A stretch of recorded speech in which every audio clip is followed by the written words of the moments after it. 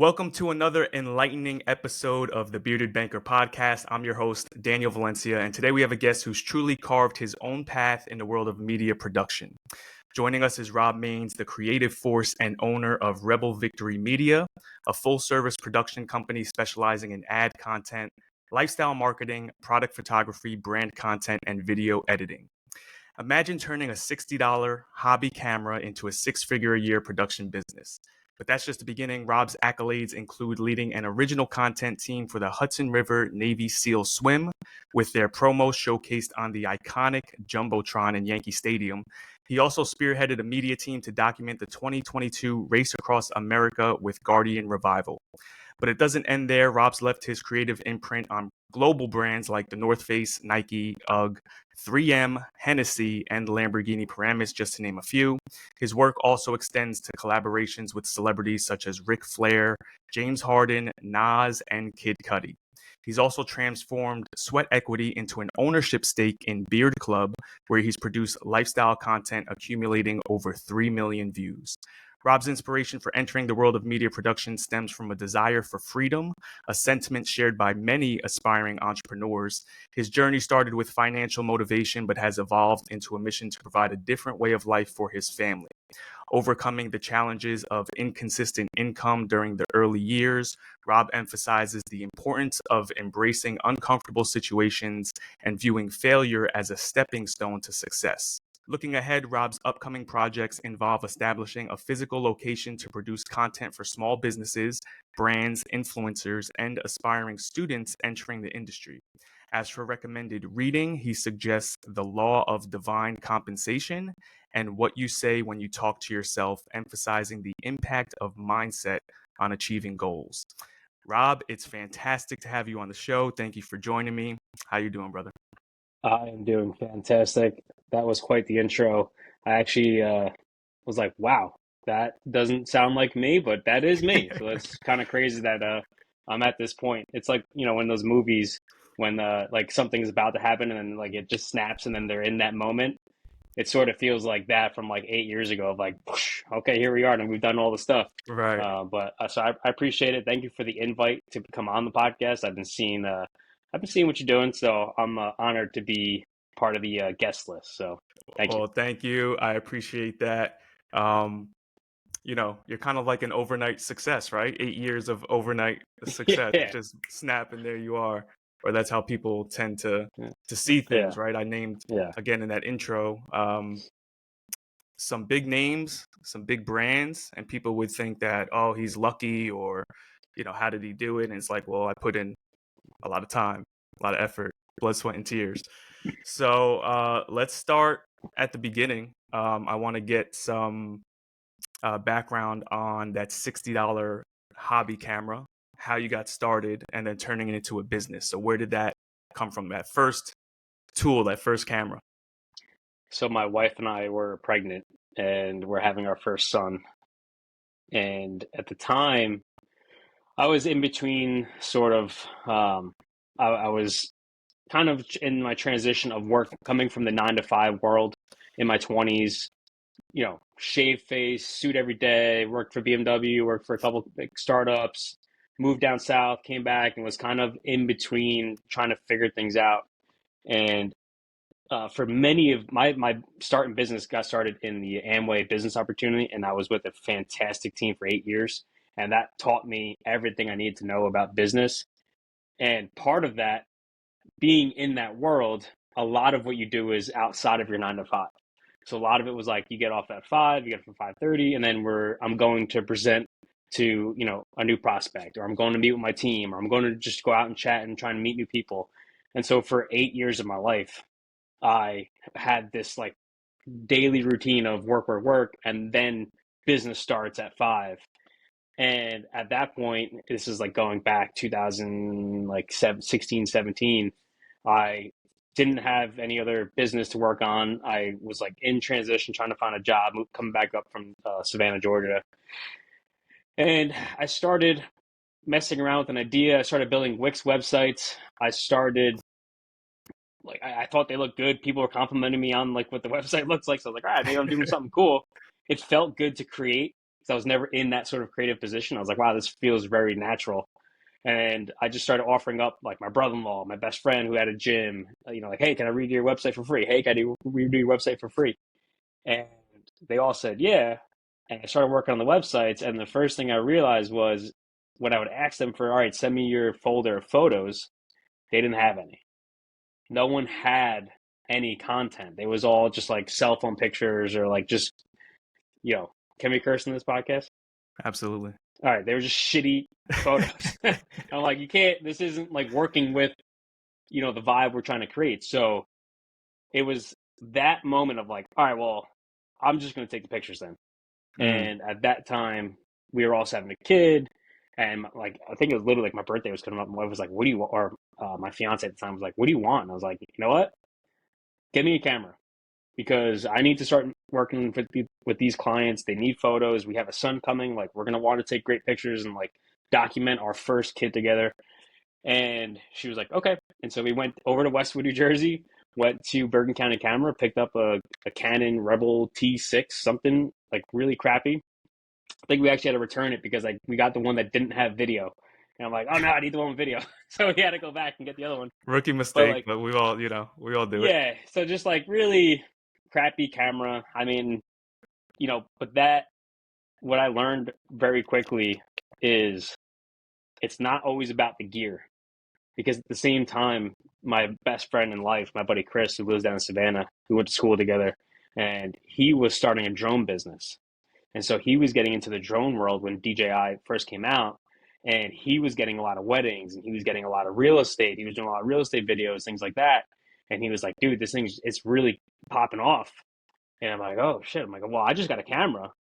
And he was like, well, I'm going to get a camera. But he was a guy that he needs to know what every single button does before he can work. And by the time he figured it out, I was already 3, 4, or 5 clients down the road. And because I was just clicking buttons, turning knobs until I got what in my head I wanted to see on the camera.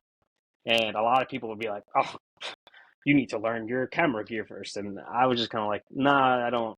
I just need to like build a relationship, go out, shoot, and just figure it out on the back end. Yeah. And so that was like a big lesson in you don't need the best gear to start. You just got to get started and just get going, just start doing something and then start to figure it out. So that was I had that camera for years, man. That camera made me a lot of money.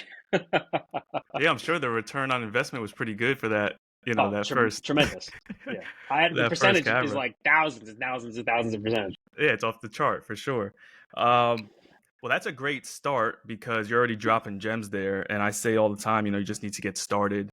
And not even that I just think that one of the things that gets promoted a lot, social media, these gurus, whatever, is like just start. You'll figure it out as you go. I Yeah. tend to be probably more like your boy. That's like, I want to know how everything works. I'm a perfectionist. Um, I don't think anybody likes, but I particularly don't like being uncomfortable or being in a place where I'm not prepared. So I probably would have read the manual front to back and then be like, all right, let's go. But Yeah. I it just does kind slow of you down. chucked it. Yeah, and you're just We like, got that. let's Yeah, okay. go, let's shoot some Yeah. stuff. And you learn as you go. But you know what? I've learned over the years in my career and trying different things that it's the better education is actually doing it. Like reading it's one thing and saying, okay, this knob does this, but you got to apply it, you got to learn. So you probably, and it Yeah. sounds like you learned a lot quicker. Just be like, yeah, let's wing it. Yeah. Not to like go so deep so fast, but like I just feel we're all taught as like young lads that you can't make a mistake, right? Like you have to pass the test. And that doesn't apply in real life. It just doesn't. You have to make mistakes. You have to fail. That's the only way. That is literally the only way you get better. And I think our school system just does a really great disservice to our kids. And I teach my son that. I'm like, dude, just do it. Mess it up. It's fine. It's fine. Do it again. Erase it. Do it again. It's fine.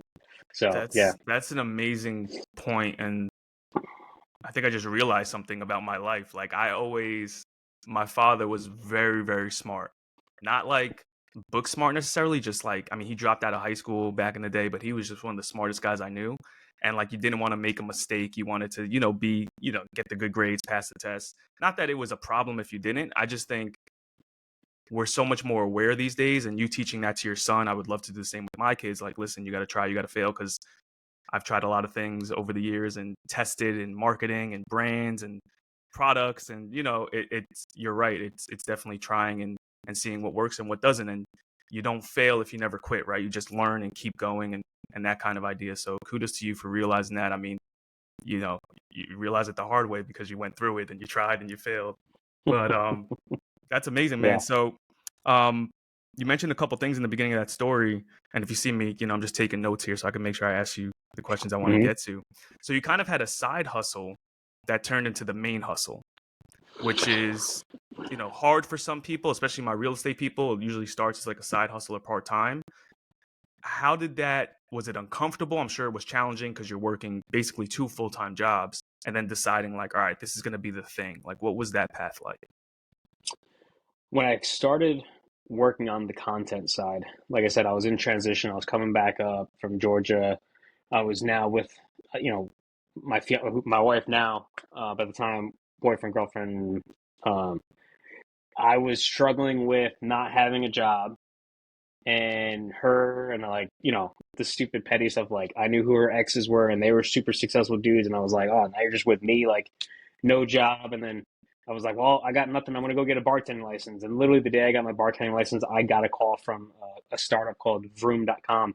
And it's automotive. They sell cars online. I'm sure people know it. Carvana, Vroom. And so like literally the day I got my bartending license, I got a job and I was like, all right, at least I can like check this box off of like I got a job, I'm doing something, I get to go into the city now. You Like got I a was real always, job. yeah, like quote real job, or just like I'm not a loser, right? Like Right, right. I can provide income. But it was also like a little thing of like I wanted to always like work for a startup, because it always sounded cool, going to the city. Um, and at that time, so I started that, and I was just coming home and was like, well, what do I do with myself? Like I was so used to coming home or just going straight from wherever I was out to a meeting, out to meet people, out to chat with my team, like, and then I would just come home and like, Working your face off.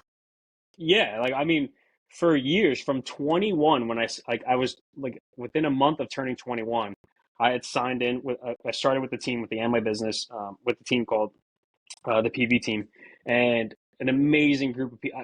I not to sidetrack this story, but I really think everyone should be a part of an organization like that if you're trying to get into business, because I had such an employee mindset, 9 to 5, 9 to 5, 9 to 5, 9 to 5, that getting a part of that team, being around men who were respectable, who wanted things, who wanted a better life, who chased it and knew business and knew how to build relationships, getting around that.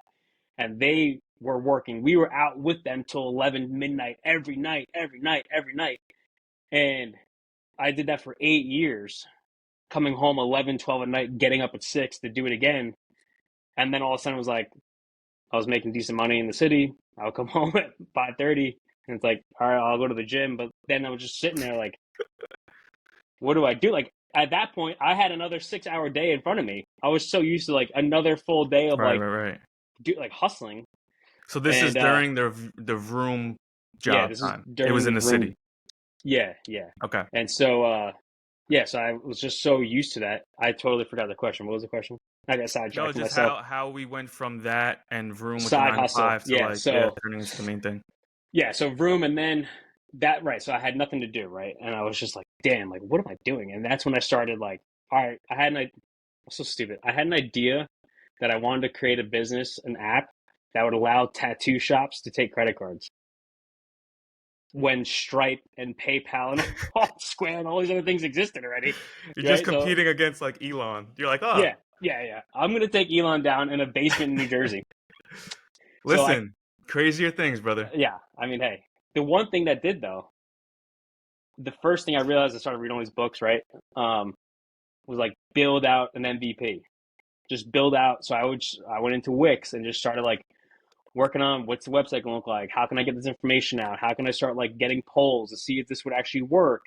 Do the research, right? Like start getting some hype to see if this is even like a legit idea. In that, I taught my like Wix web design, not real web design, but like Wix web design, and that was where I started like, oh, this is really fun. Like I like it. I never knew I was a creative person. I always like wanted to be in the military or wanted to go and be a police officer or something like that. Like I never knew I had a creative side, and all of a sudden I started doing this creative stuff, and it was like, wow, this feels really good. And that's when I started like hitting up like my brother-in-law, friends. I had gyms and started doing the website stuff. And in that, they all needed content. And then they'd be like, "Yo, we want to do a promo video. We need like stuff for social media." And I was like, "All right." And then I got the camera, and then it was like, "Hey, come to the gym on Saturday." Okay, we film on Saturday, edit it, and then it was like, okay, yo, my brother-in-law is a custom woodworker. He was like, "Hey man, come to the shop and build a cabinet." I'm That's like, "Oh, JC, okay, right? JC, yeah." Yeah. Like, okay, I'll come film it and do. And all of a sudden, it just was like, "Hey, come here. Hey, can you come here? Hey, come here." And little by little, like going out at night to go film at a gym, or going out, setting up a photo shoot to go take pictures or something. In parallel, my buddy Chris, and like I said, down in Georgia, was starting his drone business, and he was going to weddings, and he was doing real estate, doing a lot of real estate videos, because down in Savannah, Hilton Head area, it's huge, and it was just popping off, and he was like one of the only guys down there that could do it. And he was like, "Yo, I am getting so many calls that I can't keep up with the editing."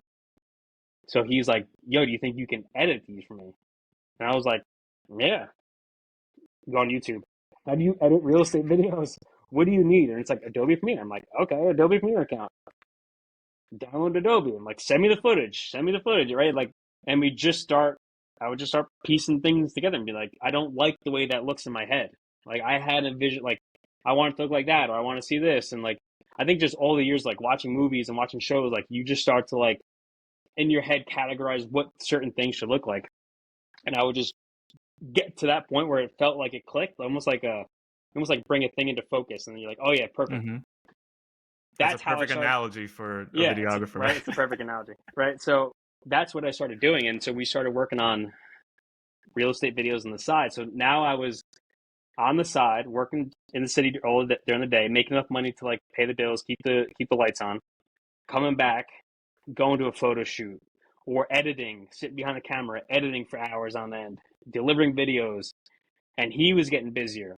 People were seeing that I was doing it, and then now I was starting to get people like, "Hey man, can you do reels? Can you do real estate for me? Can you?"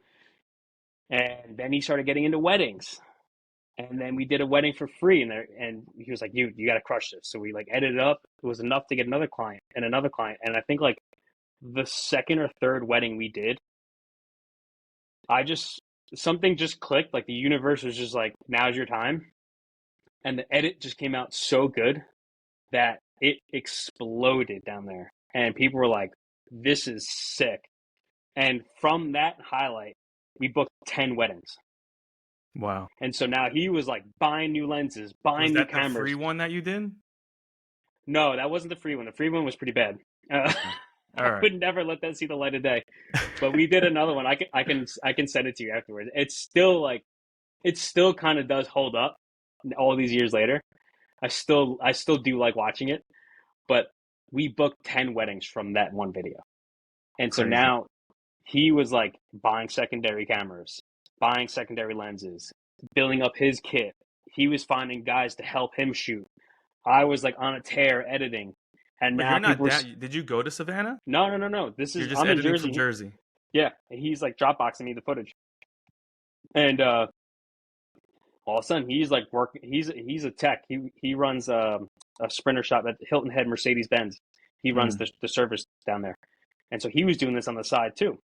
And he's a really great analogy for later in this podcast. Make sure we come back to my buddy Chris and the Okay. difference between us, because there's a lot of Mhm. good gems there. So he was starting to get busy on the side. I was starting to get busy on the side. And then people were like, man, you can do real estate. I'm like, yep. Oh, you can do edit. Yep. And I would just say yes to everything. And then Vroom laid me off. Vroom literally, I found So out we were wait, can pregnant. we timestamp this? Like, what year are we talking This about? is so Rylan was born in April 2017, and then so this is maybe like February, maybe like beginning Okay. of 2017. Tough time, bro. So like or maybe like end of 2016, beginning 2017. So I just found out we were pregnant, and then I get laid off, and so I'm like, holy shit. But at this point, like I was consistently like people were hitting me up for like engagement videos or hitting me up for like headshots, portrait shots. I was doing a little bit of like real estate stuff here and there. And I was like, oh my God. They gave me a severance, so I was covered for like I had like 3 or 4 months where I was okay. So it wasn't like, oh my God, what are we gonna do? But it was still like, holy shit, what are we gonna do? Well, yeah, because 3 or 4 months, but baby is coming Coming. Right. here. So that 3 4 months is Yeah. wow. So from the time I left, uh it was we were on like 14th Street in the city, Flatiron. Got on the train. By the time I came out of the tunnel into Jersey, I already had a retainer client lined up with a company called Stable Energies. They're a Porsche shop in Garfield, New Jersey, running their social. That story is crazy. The universe put that in my lap. And had a gig with a real estate company shooting real estate. So by the time I left the city, got laid off, by the time I got out into Jersey, I already had 2 gigs set up and replaced the income that I was making. Because all right, so they let you know, you're like, oh shit, and you start sending out like proposals, Immediately. or you like text, or like Immediately. Walking to the train, hit up my buddy Scott who shoots real estate. Bro, just got laid off. You got anything? He was like, yep. And then literally, this is so crazy. As I'm walking to the train, the guy, Bob that runs Porsche, the Stable Energy shop, a year prior, every day, I'm a big car guy, right? And he would always have like crazy client cars out there, and I would just stop and like take cool pictures and like just post them on my social. And the one day he's like, "Hey, like we always notice you taking pictures. Like, what do you do?" I'm like, "Yeah, I'm a photographer." He was like, "We're looking for a social media guy," and I was like, "Listen, like I would love to, but here's what I make. If you can't replace that," and they're like, "There's no way." I'm like, "Okay, well, it is what it is. All good." A year later, that day, I get off the train and my phone rings. The second I got service, my phone rings. It's Bob. Hey, we still really need a social media guy. I went, you know what's so funny, Bob? I just got laid off that day. And then boom, had a retainer client like that. Boom, had a real estate gig set up and just started. And wow. then it was like the next day was at shooting real estate. The day after that was at Bob's place starting to get set up. So So that was you just went straight from one to the other. It just worked out. I mean, because bro, that's a I hell would of a already, story. it was already like a year into it. So this is going into 2017 into eight. Like I was already doing like finding any gig I could. I was already like editing weddings. Like our weddings were doing really well. We were starting to get booked out. I was flying down there to start shooting. Like so I was starting to do a lot of video with clients, a lot of wedding stuff. And so we were already like getting going aside from the day like the 9 to 5 stuff. We were already starting to get cruising. But it was still that time where it was like gig, gig, gig, gig, gig. Like this one day might be video, one day might be photo, one day might be editing, one day might be back to video. Like very random. And then that got laid off, and then boom, and that set me on a course where it was like, okay, I got a part-time thing at Porsche at the stable shop. 3 days a week I'm there running their social, shooting video. Like every day was behind the camera, behind the camera, behind the camera. And the days I wasn't there, I was out shooting real estate, doing that, boom, going to houses, like, and then that did that for a year. And then 2019 was the year that I had enough clients where I could just do retainer work and was able to go literally full time of like, I don't work part time for anyone. Everything I do, all my income comes from gigs and retainers. That's a hell of a story, bro. I want to touch on a couple things there. So you're very much kind of build a parachute on the way down, you Oh know, God, yeah, jump out the window and let's just, we'll yeah. figure it out on the way. Which I respect and applaud. And the way this all kind of worked out, I mean, you still, when you got that message, that notice that, hey, we're going to be laying some people off and you're one of them, you went into like a panic mode and made some shit happen, which is amazing. On top of like the divine intervention of Bob just reaching, like it's just everything at the right time. So while you're at Vroom, are you like yearning to make this content thing work? Are you like, Oh I yeah, really, I need this, like I want this so bad? yeah. Because and Mark, that I want to touch on the book recommendation I made because this is really where it ties in. Hmm. But as sitting at Vroom, I had the opportunity. I was like a sales manager at Vroom, So I had a team down in Texas. I was flying to Texas all the time. I also sort of, when I started there, I was like a customer engagement guy. I was like one of the first 10 or 12 employees of the company in New York City. And so I was like just hands everywhere. Like I was in the automotive industry. A lot of guys, they were like tech guys, were in like tech and apps and all that. It's the guy Scott who hired me, who was the chief operating officer. He came from the world of automotive. He knew I was a car guy. And so I was able to talk with the marketing team, work with the marketing team of like, hey, here's what car guys think. Here's what we talk about. Here's what we want to see. And so I had one foot in with the marketing team because I had all this automotive experience and just being a car guy, one of the only car guys in the office. And so I was able to like, they would lean on me to make sure that they're authentic, things we were doing was making sense to car guys. But I also, was on the sales side. So I started to get experience in the marketing world. I helped I drove around a team to do our commercials. I got to meet John Leguizamo and a bunch of people like shooting commercials. And so I started to like get a little taste of that. And I was like, oh, this is cool. This is fun. And, I forget why I went on a tangent, but yeah. So then the content thing. So then I started. Sorry, my brain is like fried as I get older. But It's all good. as I'm Just sitting at the as I'm turning it sitting, into like the thing that you wanted to do like full yeah, no, time. I'm on it. I'm on it. And so as I'm like sitting in the office, I started watching. That's when I started to discover YouTube and vlogs and the Yoon Olsen, but John Olsen. He was a Red Bull skier, and he had like just launched a vlog, and it was like he lived in Monte Carlo and he had Lamborghinis, and I was like, wow, this is sick. And he was like, they just had like a point and shoot, so they just had like little cameras, and they'd be like walking around like vlogging and shit. I'm like, this is so wild, like this is so sick. I love this. I like the music, the edits.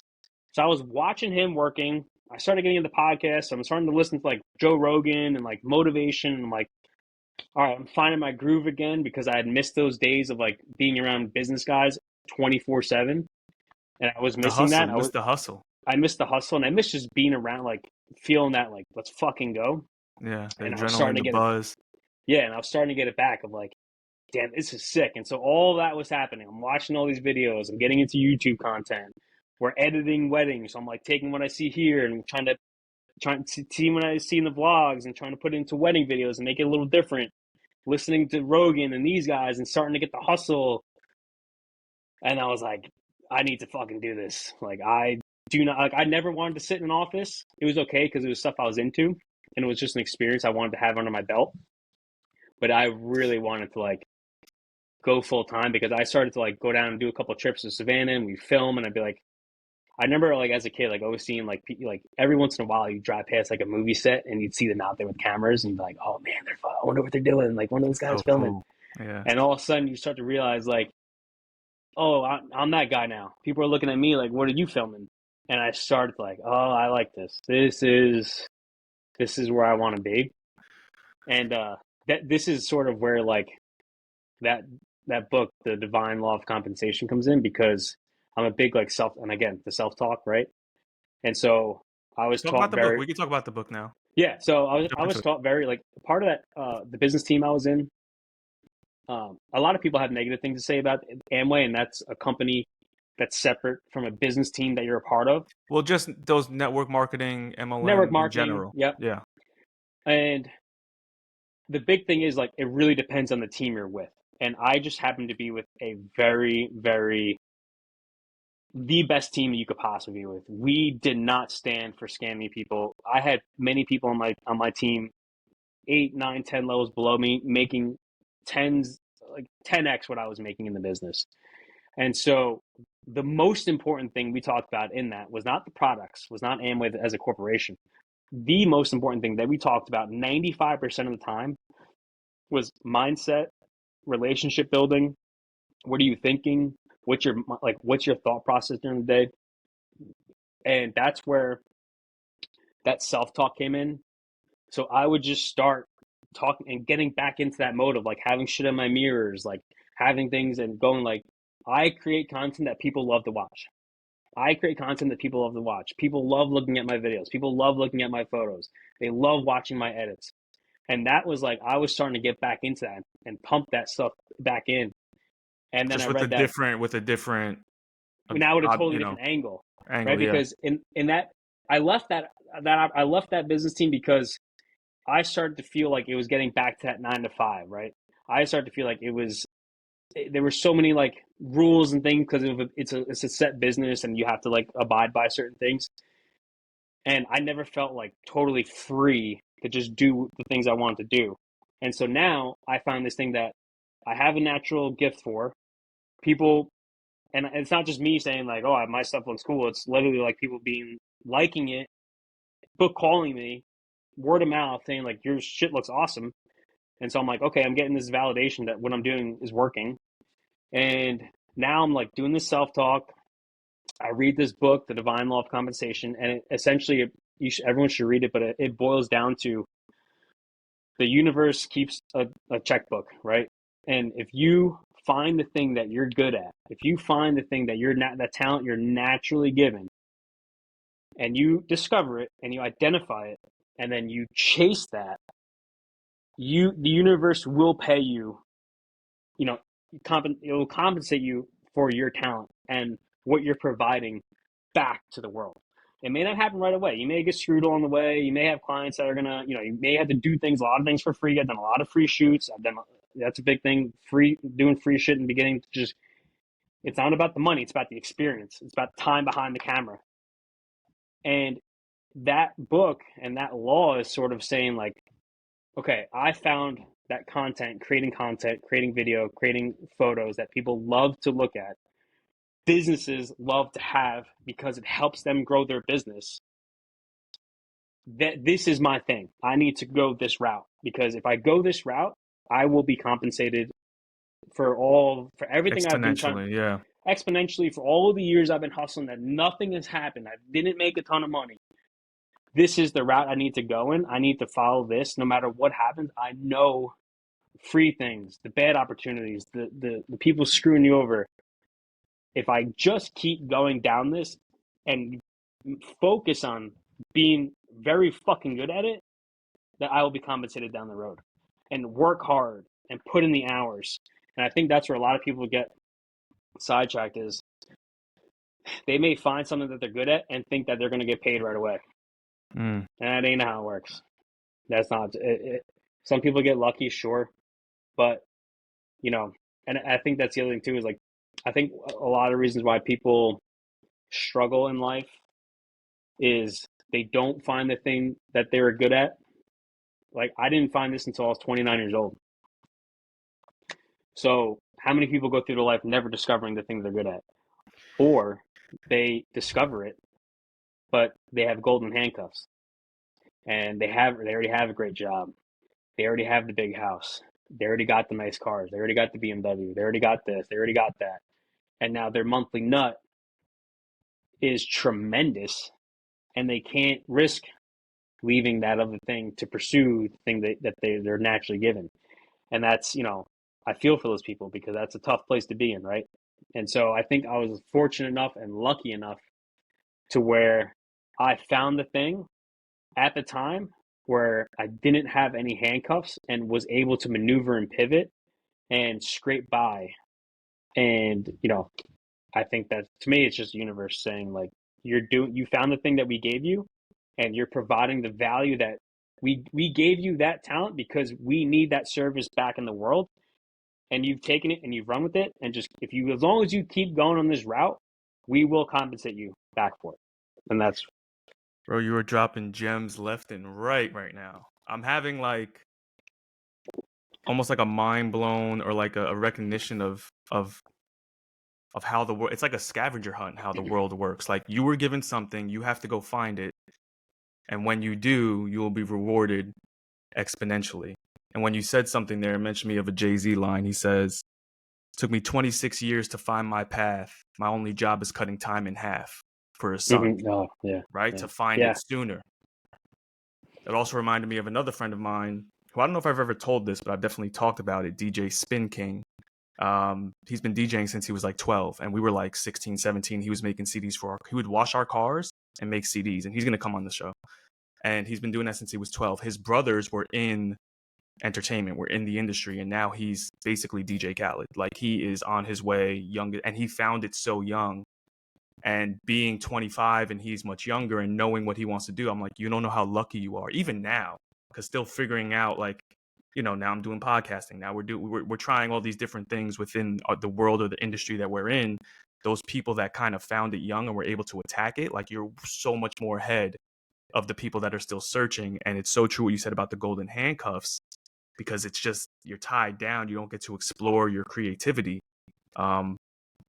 2 weeks ago, I think we had my buddy Danny Parrott on, the People's Herbalist, and we were talking about how he mentioned how people lack or have to find again their creativity, their imagination from when they were kids. Because if you can harness that, you can put it out into the world and try things and see what you really like. But the way society is set up, and golden handcuffs and 9 to 5s, it just doesn't allow us to do that. So you make some amazing points there. I want to rewind a little bit. I already started those points we're going to come back to. But you mentioned that Wix kind of unlocked that creativity for you, that you didn't think of yourself as a creative. Now, when I look at you, bearded brother, tatted, cars, like, you exude creativity now, maybe, right? Do you think when you were growing up, your family or anyone would be like, yeah, he's a creative? Does it make sense that you're on this path now? How do they kind of digest that from you thinking that you were never a creative and now being like, bro, you were always a creative, Or do you think you became one? So a couple things I want you to write down to keep you on track. One, Okay. grandfather. Two, imposter syndrome. So my grandfather, I talk about, he he wasn't the greatest dad to my mom and my uncle, but he was a NYPD. He police officer, was in the 82nd Airborne, rode motorcycles, rode Harleys, shotguns, loved all like man adrenaline stuff. Badass. Yeah, yeah. I mean, For better or for yes, worse. right. And his other side, Was he Irish? Did he drink? oh yeah, I mean, come on, Yeah. Bronx. It was like Bronx. Like my mom's side's like Bronx, University Ave, High So hold Bridge. on. My mom is Irish and Mexican. Her father, Dennis Howard, they lived in the Bronx. Same thing. Irish guy, big drinker, had some issues. His wife died. My mom was 8 when her mom died. And then he had 4 kids by himself, was in the Air Force. So military, came out kind of big, banged up. Yeah, So yeah, some synergy here I'm feeling yeah, yeah. about granddad. So yeah, yeah. And I actually want to write a movie about him because he was involved. The story I got was he had some involvement with, there was a group called the Fort Worth Five, and they were a group of IRA members smuggling guns from Texas to Northern Ireland. Story goes, at some point in that chain, those guns got to get on a boat out of a harbor and make their way to Ireland. And I was told at some point someone looked the other way, things got on boats and went off. And so I eventually, I'm writing a script about, and like I want to like make that like a movie, but anyway, so his other side was art. So he was an incredible painter. I actually have a painting of right next to me. Um, he was an incredible artist. So he had this like badass side, right? Like I got a Harley, like all the things you're saying, like bearded, tattooed, Harley, all that. Also note down beards. I want to come back to that because that's a very Oh, come important on, bro. point. You don't think we're going to I talk? know, but it's a very important point in this story. Okay. So there was a lot of like, I think my mom always knew because she always said, "Oh, you're just like my father," right? I didn't become an alcoholic. I went on the good side of that, but and my addiction is now chocolate. I wish I can like get rid of my chocolate addiction, but at least it's not alcohol. And so I went the other route, but I always had that battle of like, I took the police test, wanted to go in the military. Like I got turned down for the National Guard because of tattoos. So I always had like, I'm like my grandfather where I had like the badass side. I love doing all that kind of stuff, but I also love to be creative. And so growing up, and this is this is imposter syndrome on the notes, is I never really felt like, I was always chubby growing up. I never really felt super confident in who I was or how I looked.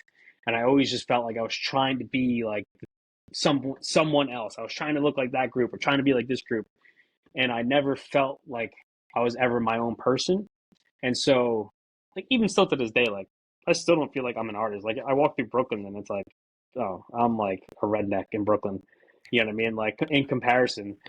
But there's a lot of that of like now, and this, for my majority of my 20s, when I was in that business group, a lot of it was clean shaven, always look presentable. That like 80s, 90s mantra of like, you got to look good, you got to be professional, no one's going to take you serious. And I hate, like, I didn't say I hate it in the beginning, but as I started to get deeper in and started to grow up and started to be like, this is just not feeling like it's me. Like, I don't want to do this. Like, I just fucking want to grow a beard. Like, and finally, like, I left that business. And at the end of it, I was trying to grow my beard out. And I was like, this feels good. This feels good. And that was one of those moments where I was like, okay, I want to do the business thing, but I want to do it my way. And I'm gonna be bearded. I remember reading a magazine called Heavy Hitters. It's not in production anymore, but the tagline on the Heavy Hitters was the rich and not so famous. And so it highlighted guys that had the cars, that were doing the lifestyle, but weren't celebrities. They weren't real estate guys. They were construction guys. They had owned businesses and did this. And I remember seeing a picture, and this is probably like that 2000, like 9, 10. And I remember seeing a picture of a dude, and he was sitting on the floor, leaning up against a Ferrari 430, and he was in like a beanie, like whatever t-shirt, fully tatted up, and he owned businesses and like had sick cars, and I was like, oh, you don't have to be that. Mm. There's another guy, and not that he'll ever see this, but his name was Ben. He's a Silver Surfer, I think, on Instagram, or Ben. He was one of the first in Heavy Hitters, and he's a New York guy. And he just had like the sickest cars and watches. That's why I discovered watches were like a cool thing, right? Like, now, like, got Bell and Ross on, and like discovered like cool. And I was like, oh, like people like hook up Lamborghinis. Like, oh, like I'm a Honda guy, right? Like, I love Hondas Mm. and Civics and Type R's, and like that's my world. But I was like, oh, these guys are like modding like the sickest dream cars ever, and they're wearing like sick clothes and watches, and they're tatted up, and like they're like, oh, this is like a whole. Now it's like You can normal. be cool Yeah, and be rich and wealthy. yeah, exactly. And now that's like so normal. Right now, it's like, yeah, of course you're cool if you're rich. Like, but Well, back now then, it's like, so normal that you don't know if it's true or not, yeah, you exactly. know? Yeah, this But is I all think the before time you're social media. talking about, and I remember the time, you found, Bruce Wayne, you found Batman. You're like, oh, these guys are rich and unknown, and like that's what I want, like, and Yeah, I that resonates with me too. And that going down that beard, I mean, the beard thing was a craze from 2010 to 20, yeah, 15, 16. So I'm right there with you, bro. But yeah, so that kind of showed you what was possible. yeah. And then from there, I worked with an investment organization for a couple of years where we ran some gas stations, and we ran like brick and mortars. And then that introduced me to like, yeah, you don't got to put a suit on to go to work. That introduced me to like a little bit more of like free lifestyle business, and like, okay, I'm gonna get tatted up because I want to get tatted up, right? And like that all started to play in of like finding out like, okay, I don't have to be the fucking guy in the suit, but I can still get the fucking Mercedes. I can still get the Right. I can BMW. be who I want Right. and And still have, and it pisses the other guys off. I loved which I is loved even when I better. had my Beamer and it would show up, right? And like all blacked out, and you'd roll up and you'd see the guy next to you, like he had like the nice one with the chrome, and he was like in his business, like lawyer. And then I'd get out and he'd look at me and be like, yeah, fuck you, dude. Like, yeah, yeah, we're on the same goddamn level, and you're in a fucking suit and I'm not. Right. And Talk I'd been there about and I'd been that guy. rebel victory. Yeah, well, here you go, right? Right? You're getting your full dose now. Uh-huh. But like, I thrive on that. I love, like, just the other day, I went to 7-Eleven because I get my caffeine from 7-Eleven. And the guy in front of me had a suit on, old guy, gray hair, suit, just looked miserable. Had an S500 or S550 out in the front. And he was just looking at me like, what do you like? I was like, bro, you have no fucking clue. You have no Right. And idea. I love that. I love that. Like I literally fucking thrive on the fact that guy thinks I'm a fucking joke. And I'm like, you have no fucking clue how much money I have. You have no Yeah. fucking clue. You don't I'm know in what the I same do. 7-Eleven you are, motherfucker. I'm in the same goddamn town you are. Yeah. That shit, I could live off that. And doesn't it like when it hits you? So when you do it your way, and I don't have to tell you the story because you shot me telling my story of why I created Bearded Banker, Yeah. so we could just direct people there. And thank you again for doing that. That was Might want to amazing. And reshoot that. everything. I think my skills have changed since then. I don't know. Yeah, the story, and I got to update it because now I got some grays coming in. It's 2016, which I didn't Oh know. my! Now talking to you, that you had kind of just started when we did that, and You I were thought one of you my were first big crushing videos. it. Yeah. Yeah, but I would have not known the difference. I mean, you were definitely doing it as far as I was concerned. Like, yeah, I need Rob to do this. Like, he's got the vision, the edit you were talking about. Like, you definitely created a style or had a style quick. I think from everything you've consumed up until that point, and just putting like how you have taste, and taste is innate, and you can tell when something looks good and it doesn't look good, and that can't really be taught. So whatever camera you use doesn't really matter. Like, the tools are the tools, it's how you use it, right? Right. So you always had that. But yeah, going back to what you know you were just talking about with that idea of kind of sticking it to the man, um resonates with me for sure. And I went through similar situations where I had a job and I was told I had to shave. Like, I would come in from a Friday haircut and I always kept like a 5 o'clock shadow, a nice lineup. And the guy would be like, "Hey, you have to shave." And I'm like, "I just got a fresh cut. Like, what are you talking about?" And one day I just left, and it was at a country club, and I was a busboy and I was young. And, you know, the guys there, all the busboys were Spanish, right? And I'm Spanish, but not, culturally, I'm mixed, right? So Yeah. they would call me Papi and be like, "Oh, go." And I'm like, who are you talking? Like, I just felt what I've never felt before by these old, you know, white, rich, clean cut guys. Yeah. And I'm like, Yeah. I'm out of here. And I left. And I was like, I'm going to do something that I want to do, and I'm going to do it my way. And that's when the beard and everything came from. So having that feeling, you know, um, I guess that imposter syndrome of knowing like, I'm not like these guys. I want to do it my way. And then just kind of going all in on yourself, right? So you spoke about trusting the process. You spoke about mastering your craft, because it's not just like, I'm going to go do this thing. Like, you got to master your craft. If you're going to be, especially if you're going to go against the grain, right? If I'm going to Yeah. be a lender that I can throw on a suit, and when I do throw on a suit, it's going to be a certain way, or I'm not going to be clean shaven. I don't feel like I'm a typical loan officer or banker when I look at these guys. I'm like, that's not who I want to be. If I'm going to do it my way, then I have to also be really good and know my shit. Yeah. And this is there's a couple things here that I would like to touch on. And the imposter syndrome for me is like I didn't go to film school, right? Like I still like I was on a shoot. We were shooting with Kid Cudi.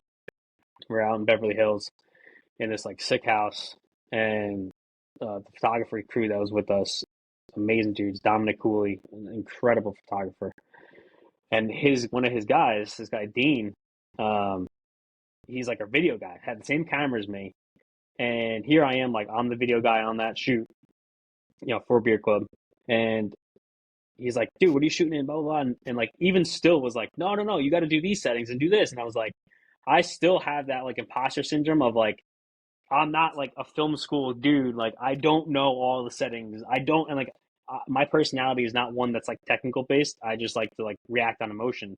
So I never learn all the things.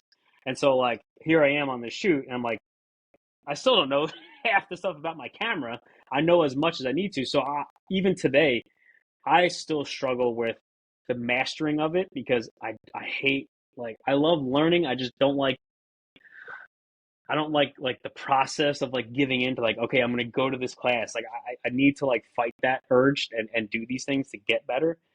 But this is also where I think if you're not gonna like be a total master, like I still don't know what he did on my camera. I just left it. I just didn't touch it, right? And like Yeah. it comes out great. So thank you, Dean. He's awesome. Thanks, Dean. But yeah, uh yeah, it's so funny. But like I think I think where I kind of like met halfway to success is I just always knew the importance of developing relationships. I just always knew, like, if the client likes me and I can find common ground with the client and we can talk about other things outside of what we're doing in the shoot, he's more likely, and I found that they're more likely to work with you again. They're more likely to let things slide, like, hey, like, I really need that edited, or hey, can we do it differently? Instead of being like, no, you did it wrong, right? And I think that's where some people struggle with. They want to master everything before they start doing things, and they forget that relationships sometimes are the most important thing. Like, my buddy Chris always credits me for that. Is like, he's the type of guy, and this is all like personality type stuff. But again, he's the type of guy that he wants to know. He's technical based, detailed. He knows how to get a shot. He knows the settings for it. I would just spin knobs and click buttons until I got there. But the client would love talking to me. I would have the client go and we'd be chatting, boom, we'd be friends, we'd be going to get drinks afterward, like just shit like that. And he always gives me the credit of like, I, it never took off for him as a business because he's not like like he's a really cool guy, but like he's not the personality type like I am to just go and make relationships. And he hasn't had the experience in his life to know that building relationships is critical to the success of any endeavor. Hands down. Hands Number down. one.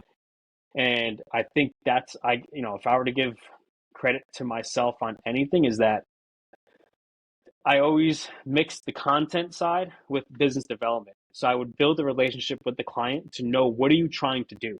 What is your goal? How are you developing your business? And if I could offer value on business development outside of behind the camera, I always do. I always would. And so I think if I were to give myself any credit in comparison to any other media guy out there, is that I always really focused on the relationship and the business development side, and that any client I was working with felt, I want them to feel like I'm in it with them, that I'm invested in the success of their business, and that I'm always under promising and over delivering. I always want the client to feel like, wow, I can't believe I got that for that much money. And yeah, in the beginning it sucked, right? Because you don't make as much money. But if you stay consistent with that, and like I did, and I knew it would pay off for me. I knew when I was doing the gigs that I wanted to get to a point where I'd have retainer clients. And I knew that I needed the experience to sell myself on a retainer client. And that's where, Beer Club, all these other different things have come into play of like, now, I can go on these big shoots with these celebrities and be fine because I've done all these gigs. I've done shitty things and I've been in there and I've under promised and over delivered. And the word of mouth has gotten me into the doors that I've gotten into. You have the resume, and they trust in your experience and what you've put out for other brands, and they're like, and again, that word of mouth is huge. Is that, so I want to mention a couple things before we get into some more questions. Is that the asterisk for Chris you wanted to go down? Yeah, is that he's my best friend, right? I love that guy. I would do anything for that dude. And he says it, like we'll have these conversations where he just knows, like, he just didn't have the personality or the experience to just focus on building the relationship. And he can, right? He's a very suave dude. I always call him Tom Cruise, but he never like applied that sort of. Yeah, it's a long story, but Yeah. he never applied that sort of that aspect of his personality to business. He was always just worried about technically delivering. Like, if this person needs this photo exposed this way, I have to get that exposed. And he would just always be dead focused in on that, where I'd be like chatting it up, like, oh yeah, fuck that shot up, like, yeah, let's redo it, like it's overexposed or whatever. Like, I didn't care about the technical side in the moment. And so I think that's super important, is you got to remember that building relationships, it doesn't matter. It could be meeting a guy in a coffee shop that's looking for a house that needs a mortgage, or it could be a mom and pop shop that's never created content before and has no clue what they're doing. And you got to be able to build a relationship and be invested in what that person needs, and then find the gap where you fit and then apply your service. Apply that naturally giving gift that you have, and then give it to that person, and you'll be successful. As long as you're good, you'll be successful. Yeah, good is always a part of it. You got to be good. You got to make sure the thing you're doing is good, right? Like, right. Yeah. Knowing what you know about me, would you say I'm more like you or Chris? I think you're in between, because you sent me so many goddamn forms when you gave me my mortgage that I had to fill out, and all these questions and all this shit. And I know it's That not wasn't all necessarily me. you. I know Yeah. it's not you. That's the But, like, government, brother. when I asked you questions, you always knew the technical answer, and then I can ask you to explain it in my way, and then you'd always be able to give it to me in layman's terms.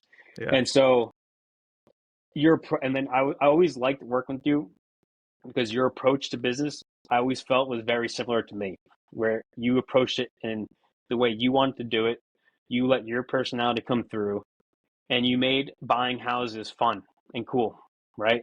And you made it sometimes, like, especially in that world, right? Mortgage brokers and real estate agents, typically, like, I always still feel like I'm 15 around people. Like, I always still feel like I'm a kid, right? Even though I'm the closer to 40 than I I am do anything. too. And I feel like talking to my elders and just feeling like we're all kids at the end of the day. Even older people, they're all just big kids. No one really knows what So, the hell like, they're doing.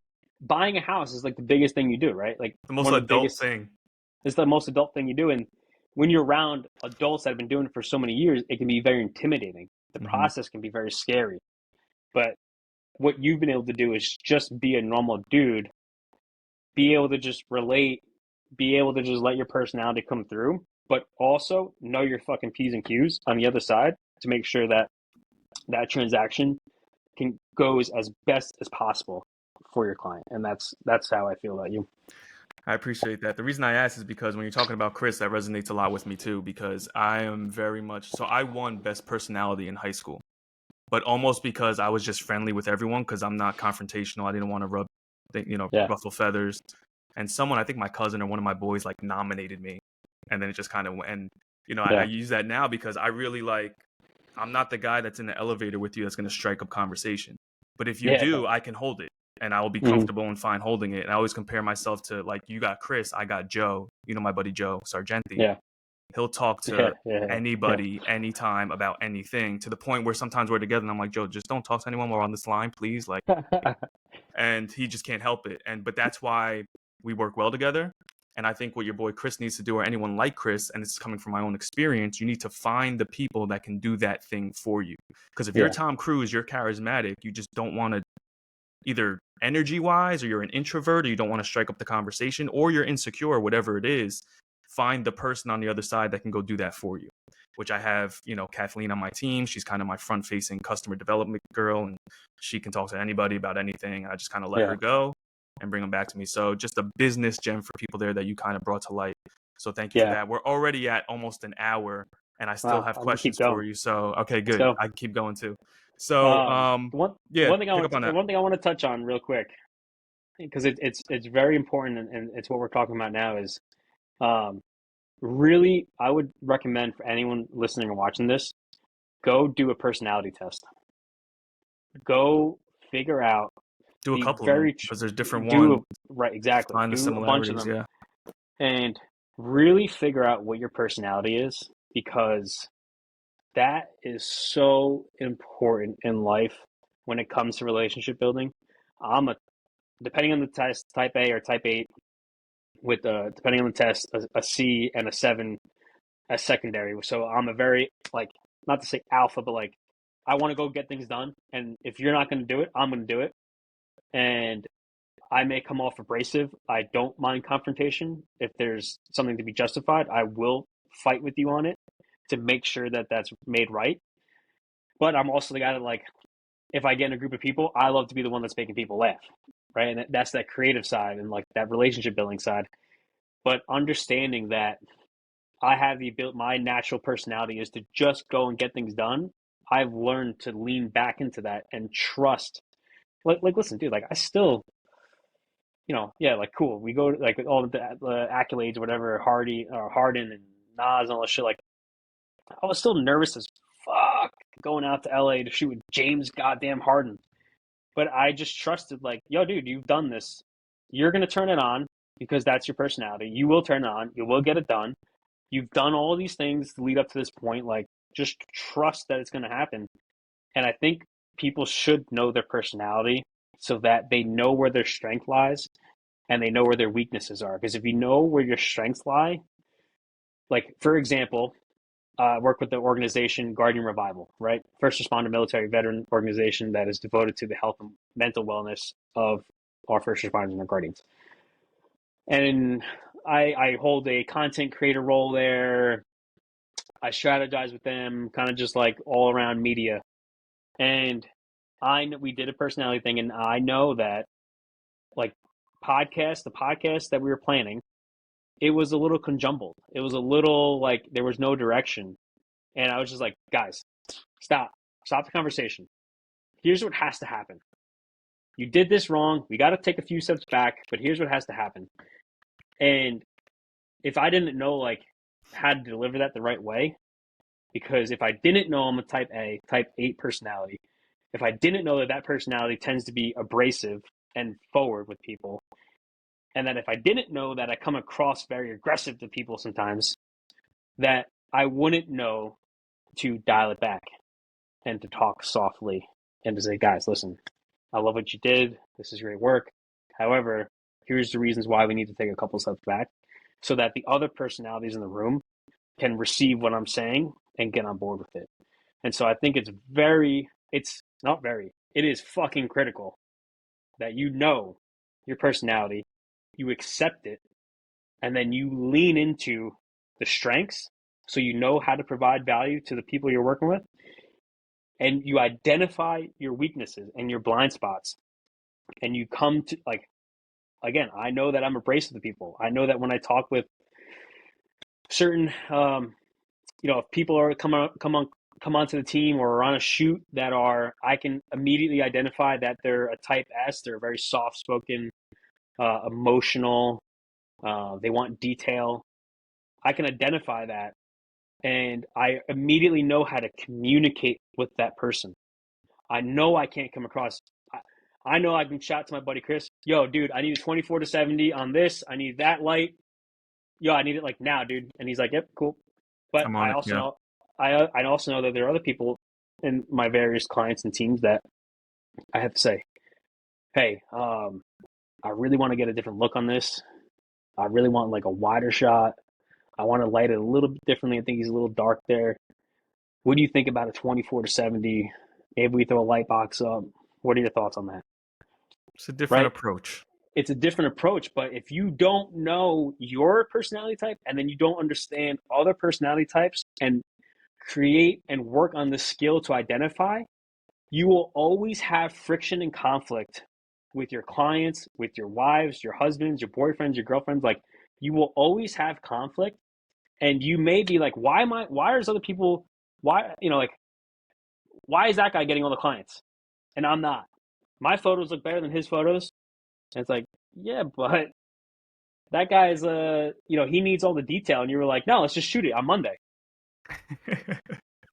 Well, you didn't relate to him. He needs the detail to make that decision. Like, I know I can't tell you, just like, I know I have to say, like, hey, if we're doing a shoot, all right, Danny, we're going to meet on Monday. We're going to meet at 9 a.m. so that we can plan for half an hour. At 9:30, we're going to go through the shot list. The shot list is going to contain this, this, this, this, this. Then we're going to do that. Like, I know that's how I'd have to act with you, right? And so I think that's critical for people out there to understand, like, personality types, and the skill of identifying others is critical to your success. Yeah, that might be even more important. I mean, both are very important, but knowing who you are is one thing. Knowing who others are and how to deal with them is another, and just as important. We've worked together as client. I've been your client, you've been my client, right? Which is awesome. So we've seen both sides of each other there. Thank you for the house I'm in. And thank you for all the content you've given me. We've worked together in our networking group. with the manifest. And it's funny because Yep. me and Eddie would always talk about you and Bill, like these guys just want to go, go, go, rah, rah, rah. Me and Eddie are doing everything you just spoke about, right? Yeah. And Yeah. we've had our disagreements and things we had to work through, and I think everyone's personality came through, but we got things done, and it was a great time. Hopefully we can pick it back up. We still got some money in an Yeah. account somewhere Yeah. that Let's we do can something. use. So awesome, man. Yeah, I love that gem you just dropped. I have some questions here. I want to make Yes. sure we get through them. I can't believe we got to this point and we're just getting to some questions, but I think we covered a lot I of love it. it. I love it. So tell us what Rebel Victory Media specializes in. What's your thing? What do you do? What can people expect from Rebel Victory and Rob when they hire you? Mainly video or photography services. So I do a lot of, I call it lifestyle marketing. So it's a lot of like either behind the scenes or shots to show off the use of products or to show lifestyle behind a brand. What does a brand stand for? And how does that brand visually communicate what they stand for? Product photography. So we do a lot of stage shots to show off photography, specifically for like the web designer, specifically for the ad designers, the agencies, people. We shoot content that are made to either be posted on social as organic or it's specifically shot and made to be an advertisement, whether it's a video that's going to be 15, 30, or 60, reels, shorts, standard YouTube, Instagram, or photo, story with a link, an organic post, a carousel. We specialize in creating the content that is made to get used to either represent a brand in a lifestyle way or sell a product in a marketing way. Do you have a favorite thing to shoot? Tattoos, cars, the seal stuff was cool. The seal stuff is cool. That's like a whole other like animal on its own. I like doing a lot of stuff with like the veterans and like with the Guardian Revival and the stuff that we do is like we'll go out on hikes. And so I'm up hiking up a mountain with the camera and shooting, Yeah, you're living out your like Rambo dreams.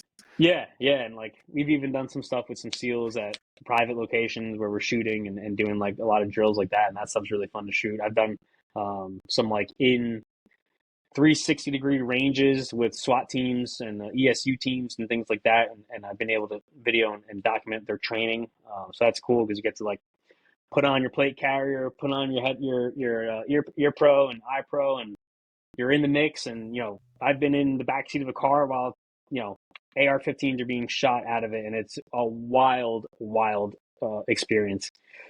Yeah, so like the event stuff is fun. The stuff I didn't like in the beginning, I got out of weddings pretty quickly because What was it? Just cookie cutter or? no, it's not cookie cutter. It's probably one of the most creative environments you could be in because you sort of know the setup, and then it's like, well, how do I make this look cool? Mm-hmm. But for me, it's just if you fuck up a shot, like if you just miss the focus or you think you've hit record and unrecord so many times in a day, and you just think you hit it to turn it on, and you actually turned it off, and you missed the first kiss, like you're screwed, dude. You're screwed. And I just didn't like that pressure. I liked being in a scenario that I controlled. I've since you have to grow past that if you're going to be in this world. You have to grow past, and you got to hone your skill and your talent. The 10,000 hours to know that you turned it on to hit record, and you did, and you trust it. There's so many times that I'm at a shoot, and I'm like, fuck, did I hit record? And I have to literally like go in my head and like I take the step up to the camera. I put my right hand up. I turned it on. Like Yeah. still to this day, you know what I mean? But so I really like the storytelling. I like getting models in a location and acting out, telling a story about the product. I love the feeling of when you take a photo and the lighting just hits, and it just feels so good when you Because you're take that creating, you have photo. a vision and you're bringing it to life. And it's like, oh, this is what I saw. Or even better than what I Yeah, saw. it's like you go to your favorite restaurant and you order your favorite burger and you know what it tastes like and you get it again and maybe it's been like a year and you take that first bite and you're like, oh, yup. Been waiting for this. That's that feeling is something that like has kept me going all these years of like days where I'm like, oh my God, I gotta get up. It's 2 a.m. I gotta get on a flight. I gotta leave my son. I gotta fly across the country 8 times in a fucking year. I gotta go to, but then you get there and that shot, the movement hits and he does the thing and you're like, oh, that was so good. You're That very is what much a keeps you. adrenaline. You like chasing a high, bro. It is because it feels it because now it's like you were given this gift, you're doing the thing, and not only are you just doing the thing, but you're doing it fucking good. That was a good shot. Everyone saw that was a good shot. Everyone likes that shot. Then you put it out into the world, and it sells 100,000 bottles of beer to the world. Mm-hmm. It worked. Again, going back to people like content that I create. So Proof is in the pudding. it's yeah, it's just that it's that validation of A, it looks good, B, it performs. For me, I still like things that just look good. My Yeah. buddies at Beer Club they get mad at me because I just want quality to be there. I'm like, I don't care if it performs. You have to Want to care that look it good. performs, but you got to make things look good. So that's what I like. I like doing the stage stuff, Let's storytelling. segue there Yeah. into Beer Club, but also just being the artist and the creative, but also handling the business side. Because that could be Hmm. hard for creatives, right? To be like, okay, now I got to look at these numbers, Yeah. figure out what's working, the reach, the cost, return on investment. Uh, and that might have been easier for you because it sounds like you came more business first and then kind of did the creative. Does that Yeah, sound that's what I would accurate? say is like that's been one of the benefits and one of my like lucky stars, I guess, is that I came from sales first. I was always in sales, always in like management or anything. Like I was always on the business development. Like my resume is not incredible, but a lot of it is like sales and business development before any of the creative stuff started. So that was always something that like I I knew from day one if I can connect this experience that I have to this new skill that I found, that's what's going to set me apart because most people are just shooters. They just want to go out and they just want to make the content, to film it, and hand it off. I'm like, yeah, but I want to see this succeed. I want to see this. How does this grow the business? And so, yeah, definitely. So you kind of have both Correct. melded together there. Okay, so talk to us about Beer Club. Sweat equity turned into ownership, which is awesome. It's a huge company. Um, Tell us the story. So I met the Wellfell brothers, Brian and Peter, who are the main owner. Obviously, there's a bunch of investors and groups, but they're the main, the CEO and the COO and the owners of it. Um, I met them through my buddy CJ, and CJ and I, and CJ is cousins with Brian, and we have developed an esports app that's still in development. It's been since 2018. That's coming out shortly, which is going to change the game in terms of monetization on video games and esports. That's going to be a major player. Uh, that's that is one of the most exciting things I have going on in my life that I can't talk about. But we will get We'll back to have that. you back on when we can. Yeah, yeah, yeah, for sure. So anyway, in those meetings, Brian, at their office, it's sort of like a venture studio office where they operate and run a lot of brands. So they'll bring brands up from the beginning, they'll add their marketing expertise and marketing structure, and then grow the business. And so, just in those conversations, they were like, "Hey, you got a beard? We need help." And at first, I was like, "Oh, I don't think I'm good enough for Beer Club. Like, you guys are huge. You have like, Dan Blazarian and like all these guys." And I'm like, and they were humble enough to be like, "It's not as crazy as you think. We need help. Please come help us." And so we started off just like gig, some photo shoots, some product, like feedback sessions, brainstorming sessions. And the stuff I did had some success and worked, and the ideas I had some success and worked. And a few months after that, they were like, "Listen, how much will it take to get you focused on us full time?" And at that point, I was like, "Okay, this is an opportunity for me." I recognized that this was an opportunity. I threw out a number that I was not comfortable with, and they said yes. I was like, "Okay." here we go. And so that was how I got into it. So for the first like 6 months or so, it was just like working, building, just like having success, getting bought in on it, getting bought in, and always going back to like over delivering, under promising and over delivering, under promising, over delivering. Being involved in the business, I'd always be chatting with Brian. How is this affecting the business? Is it like doing things I didn't have to do so that the business succeeded? And then they were like, listen, we want to give you, we're not compensating you. Your compensation now is like, so like the gap between what it's worth for us and what we're actually paying you is so vast. So we're going to give you equity. And I was like, That's okay. insane, bro. Because people don't do that. Owners don't do that. You get what you negotiate a lot of times. You have to go in and knock on doors and be like, listen, I've been doing this for this long. Like, where's my equity? Yeah. They're super smart though. They understand that having people invested in the same mission that you are pays dividends. And so that's how I got the sweat equity.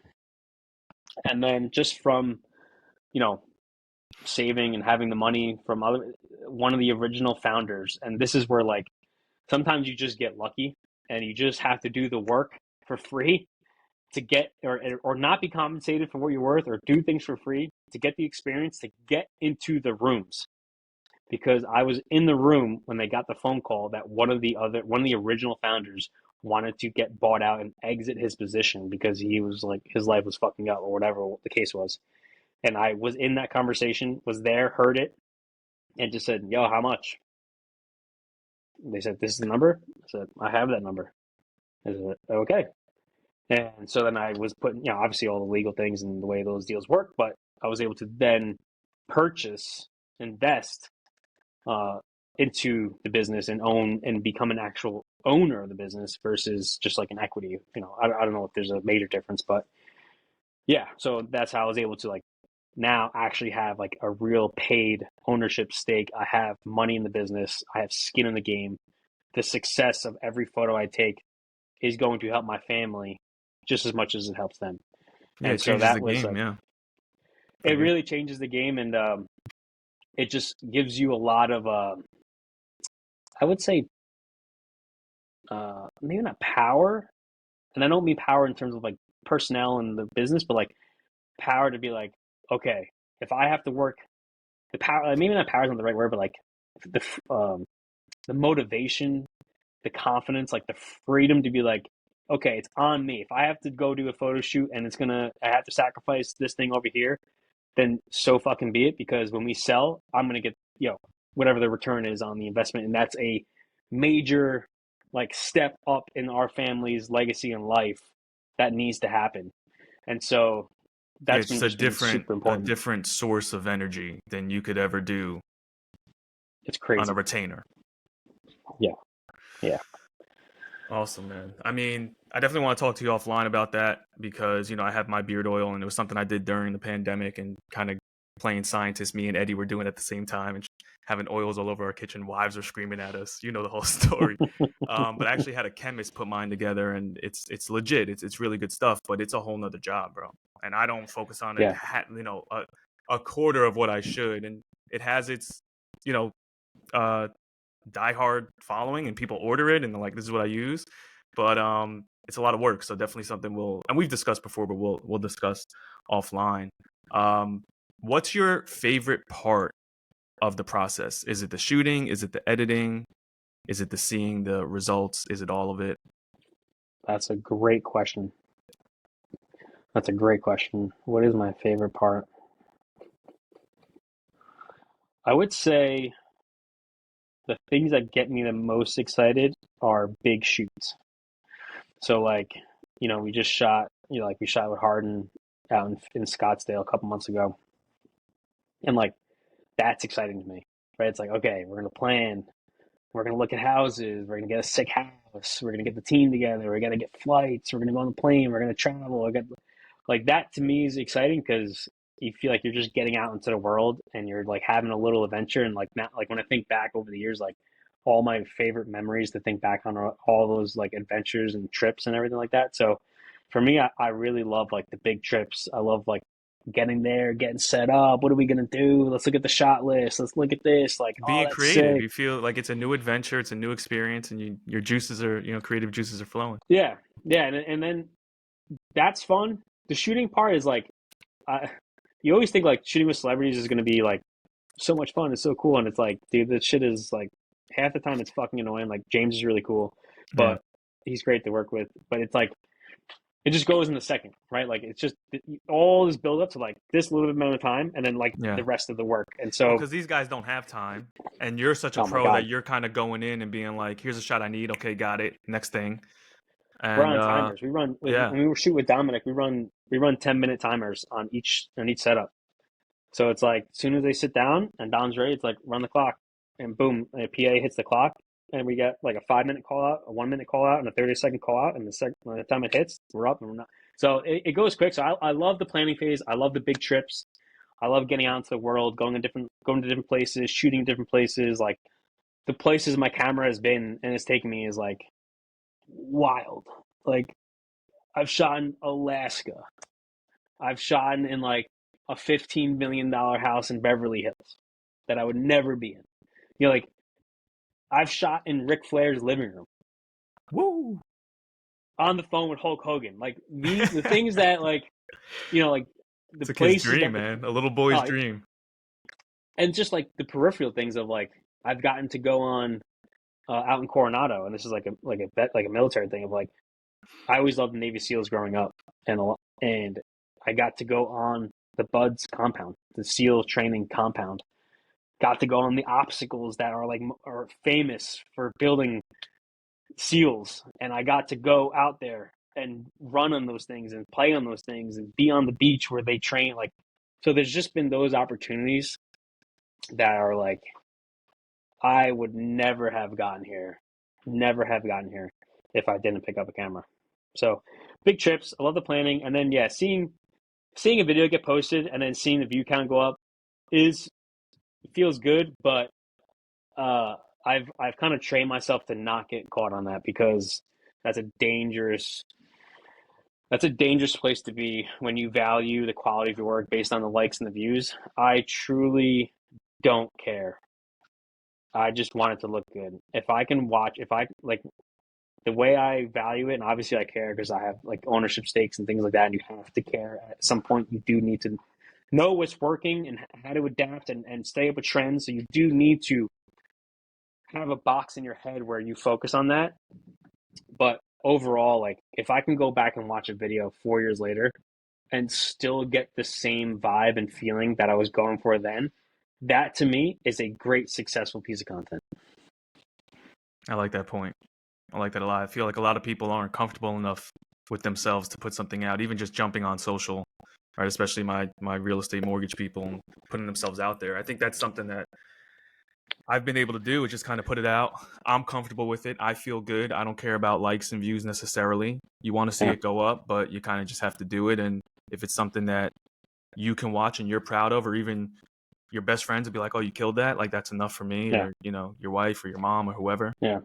Um, But to the marketing side, like at Beer Club, we pay heavy attention to that, right? yeah, Like the team that is around me is paying attention to that. There are people in place that look at those stats and relay back the intel of like, hey, that video worked. We need to do more of that, and so we should go shoot 5 more of those.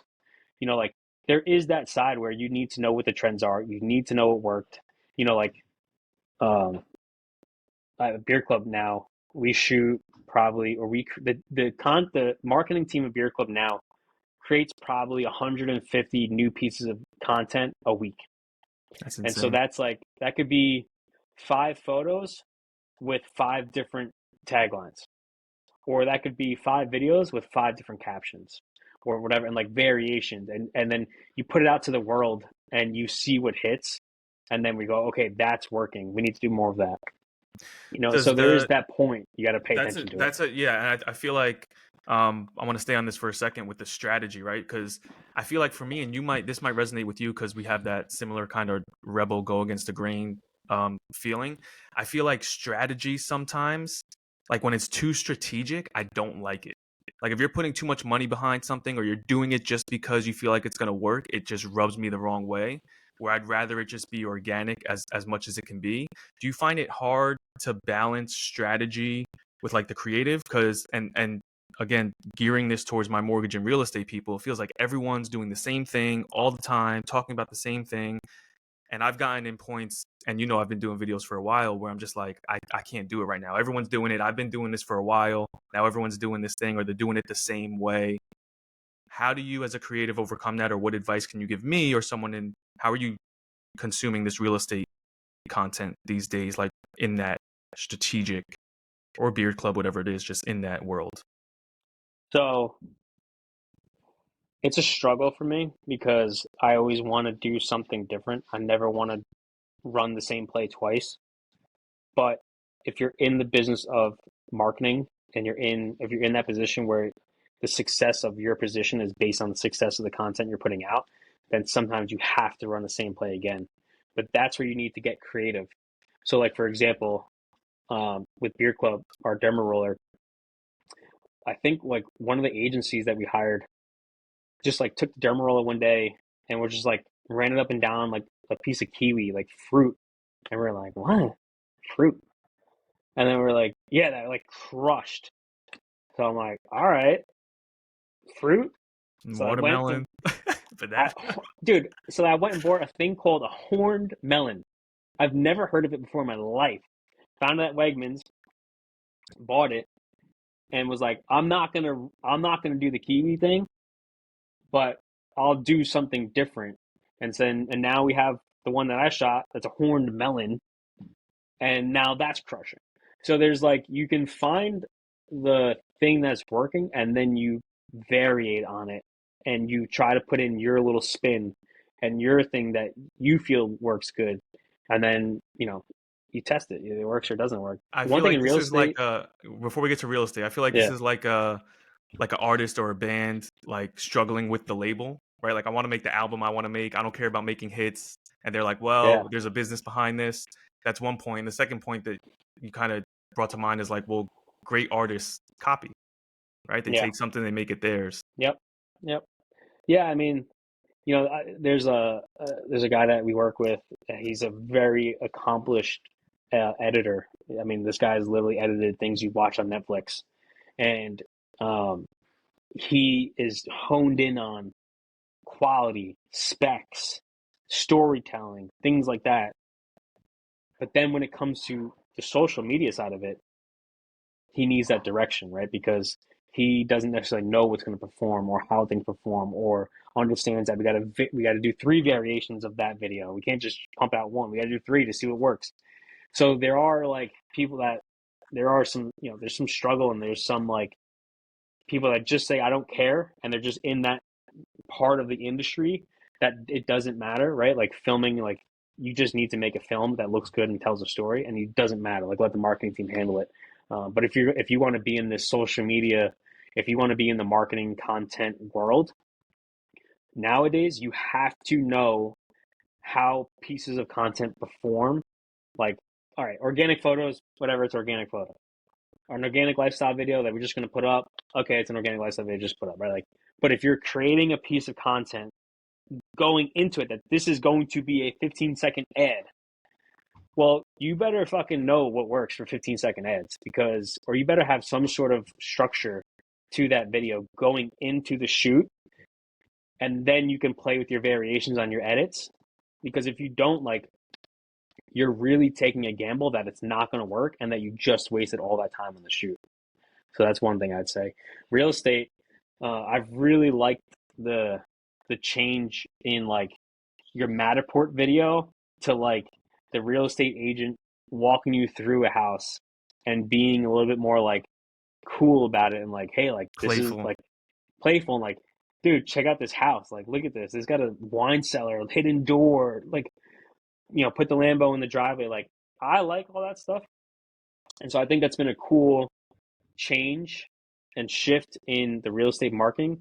What I will say is I don't like when it feels super fake, when it's like, check out this house on this road. Let's go inside today.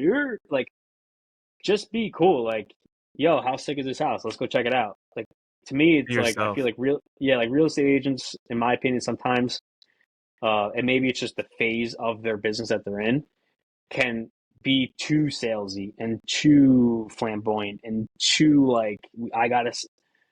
No, just be authentic. Like if you're a soft-spoken person, then let your captions do the work, or let your graphic packages do the work, let your music do the work, and then you just be yourself in it. Like, Which is or back if to your you are personality point, like knowing who right, you are and your strengths and right, weaknesses, and it goes back to that.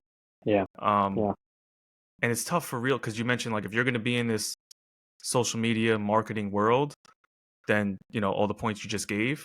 But it's almost like I didn't sign up to be in the social media marketing world. I wanted to be a lender, yeah, or a realtor. And now you're just, I mean, real estate is a little bit more like you signed up to market. That's what you are. You're yeah, a marketer. yeah, But lenders and some other industries, every other industry, right? We had Bill on in Bua, and he was talking about doctors and healthcare yeah, professionals that are like, I got to do what on camera? yeah, Like, I have a PhD. I didn't go to school for this, and it's just like yeah. part of the game.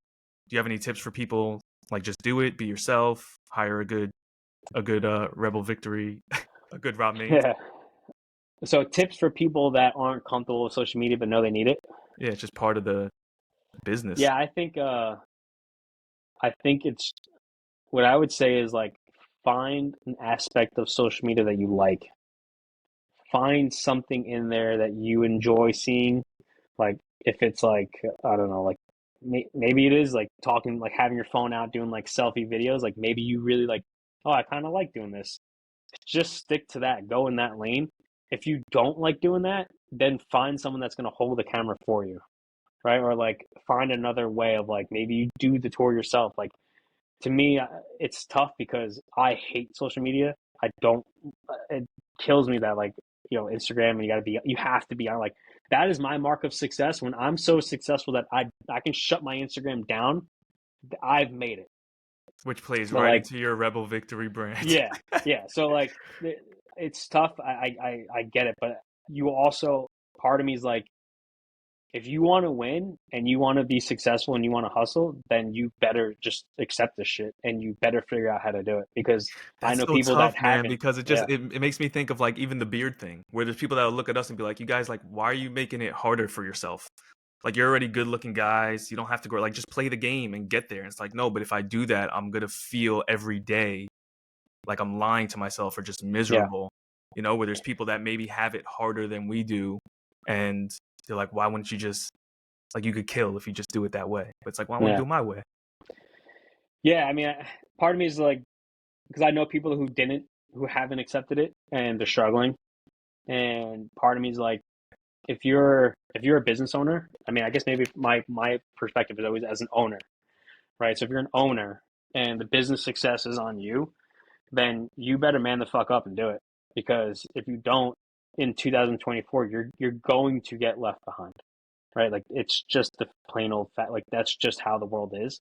So accept it, do it for a short period of time to get the success, to get to a point where word of mouth, or to get to a point where you have the retainers or whatever it is that you don't necessarily have to keep. Like I barely ever post on social media.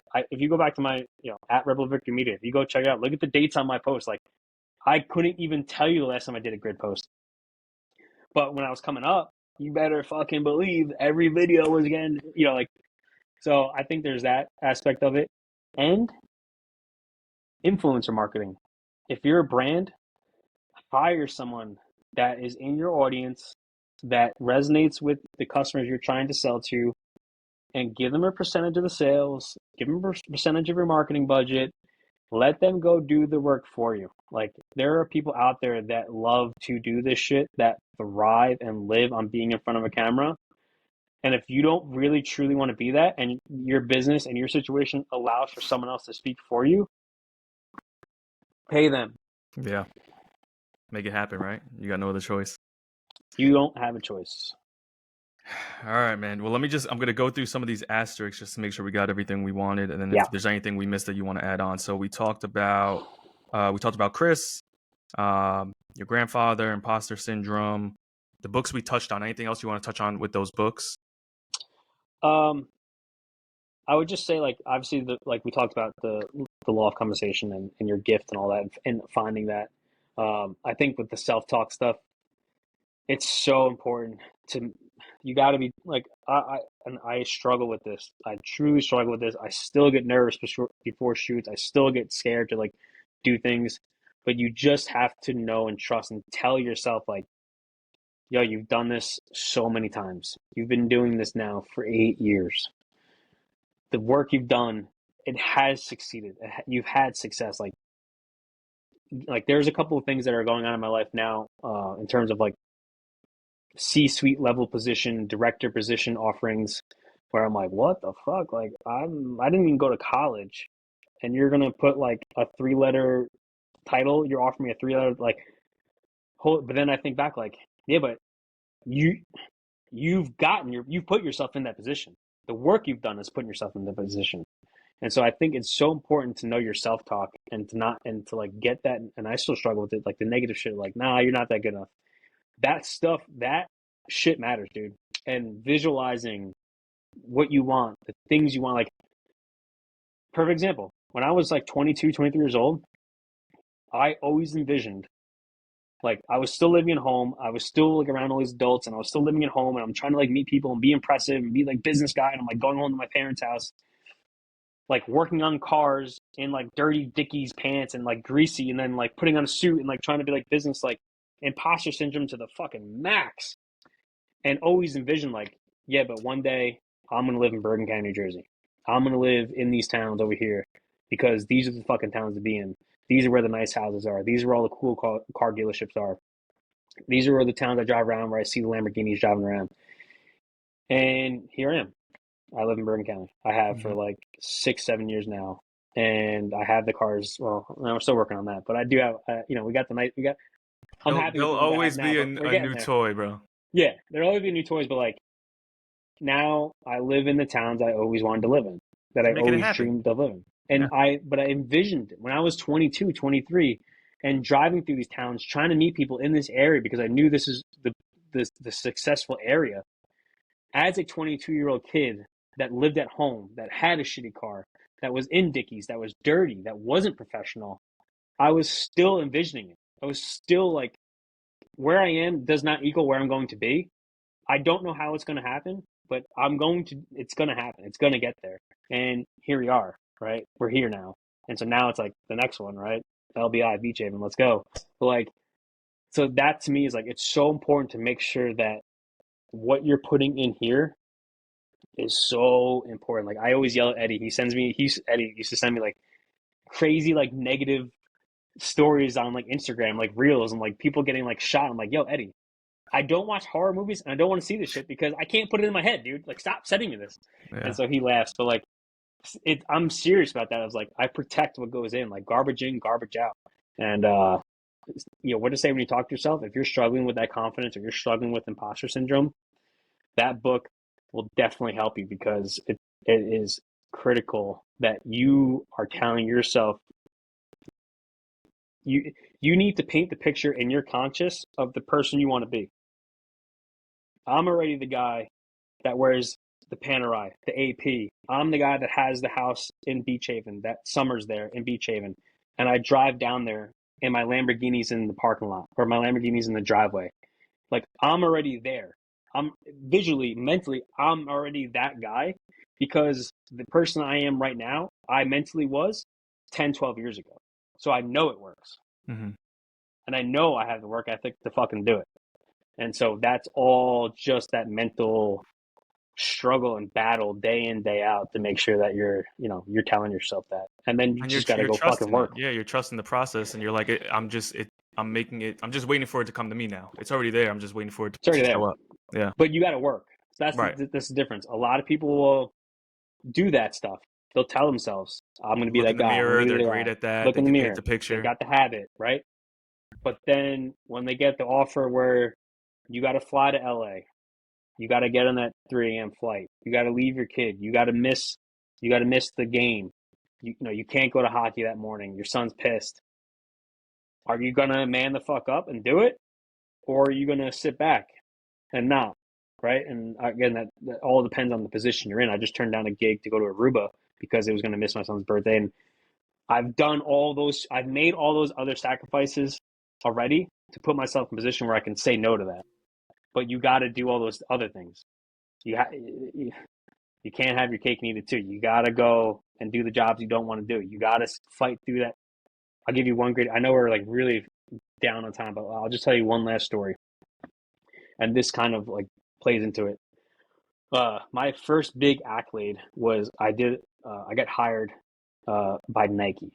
So Nike wanted to do an internal research video on their store in Soho, and the job posting went out on an app called I forget the job app, whatever, it doesn't matter.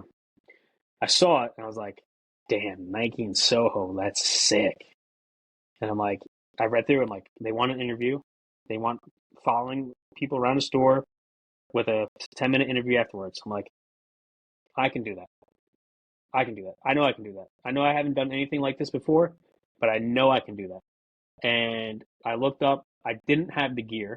So I didn't have like the mic, I didn't have the gimbal. I thought I needed the little clapper board.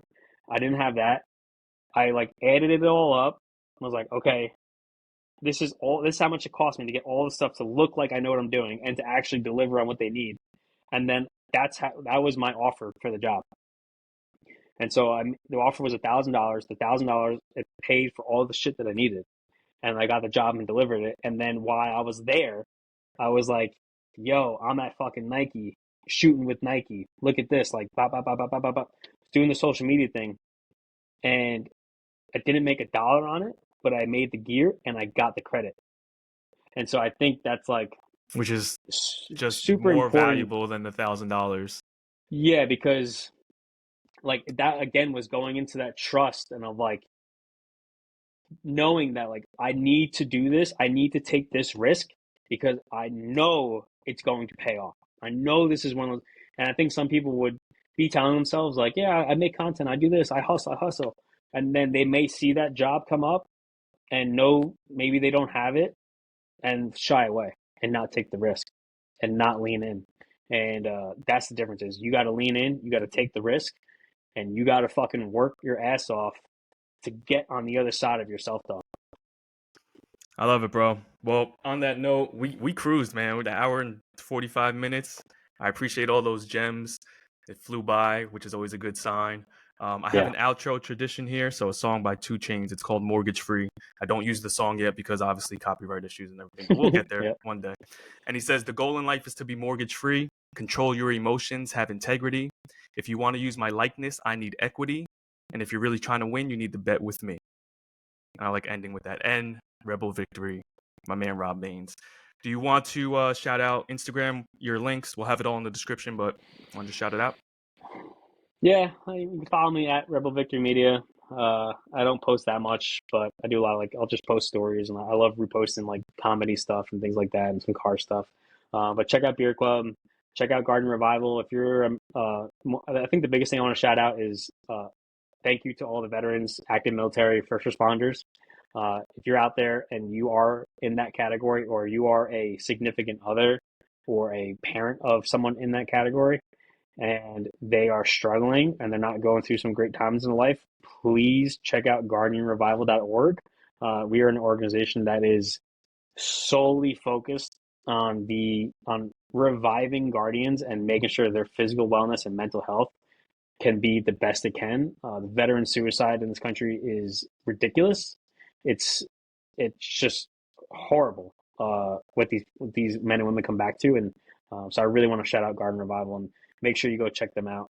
Check us out over there. We're doing some really cool stuff. So that's it, Awesome. man. Thank you. I really appreciate you having me on. No, thank you, man. We'll have all that stuff in the description. Hang out for a minute afterwards. I just want to chop it up with you real quick. And yeah, man, you've been killing it. I'm proud of you. I've watched you work. I didn't know that you were so early in the game when we shot.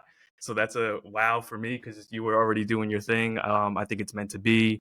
I think you are on your path. I know you're on your path. You've made it happen. So yeah, man, just proud of you. And I hope to do more work together in the future. I'm sure we will. But hang out. We'll chop it up. And thank you, bro. Appreciate you. All right, bro. No doubt.